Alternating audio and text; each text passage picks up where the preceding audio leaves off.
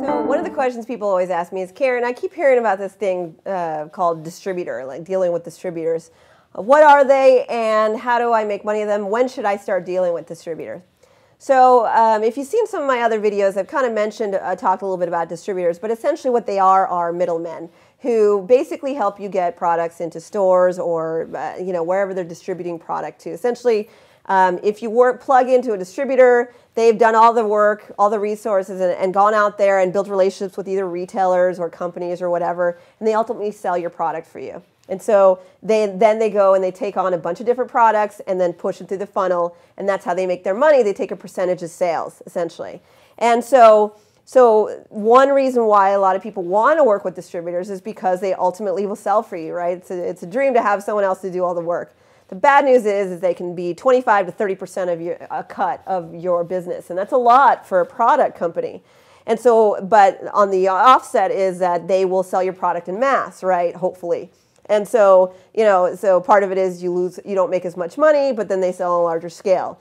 And so it really kind of depends on you and your business. Personally, if someone, I would prefer to try and keep all the money, right? So if I can go out and try and do it myself, I'm going to try and do that first, always, because a lot of times the distributors don't always necessarily help me even more than what I'm doing. Because a lot of times, even with distributors, I end up having to call a lot of the retailers to help support growing that business. And so I do a lot of the work anyhow, and they're taking a big cut, and it's kind of a pain to deal with a third party. But sometimes retailers force you to work with distributors.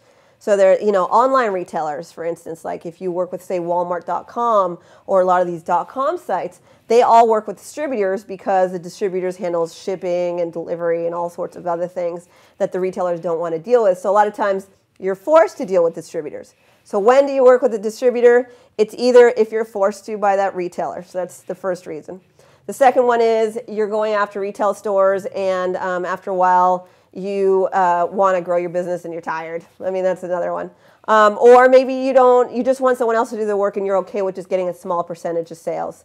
And so those are some of the reasons why people work with distributors. Ultimately, they can help you sell. I personally don't enjoy working with them unless absolutely necessary, which is why I teach Retail MBA. Try and keep all the money, do all the work yourself, because you're going to do the same work that they're going to do, and ultimately you get to keep the successes of the product and all that stuff. So that's my personal opinion. But again, sometimes you don't have a choice. The retailers tell you you have to work with distributors. So that's my answer there.